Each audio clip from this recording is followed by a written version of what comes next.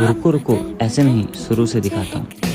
দিনটা ছিল 16ই ফেব্রুয়ারি, আমার জন্মদিন। এখানে সকাল সকাল ঠাম্মা আমাকে গলাতে তুলসীর মালা পরিয়ে দিল, কারণ এখন আমাকে মা আর ঠাম্মা মিলে আশীর্বাদ করবে। আশীর্বাদ শেষ করে বসে পড়লাম বার্থডে স্পেশাল দুপুরের লাঞ্চ নিয়ে। আর লাঞ্চে কি না ছিল!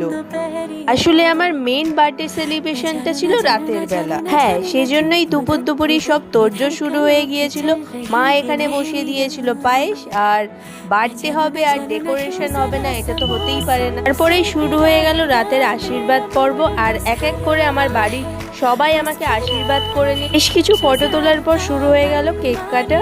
কেক কাটার পরেই ছিল রাতের খাওয়া দাওয়া, যেটার ভিডিও আমার করা হয়নি, তবুও তোমাদেরকে আমি মেনুটা বলে দিচ্ছি। ছিল কড়াইশুটির kachori, chana masala, fried rice, chicken কষা, চাটনি, পাঁপড়, মিষ্টি আর পায়েস।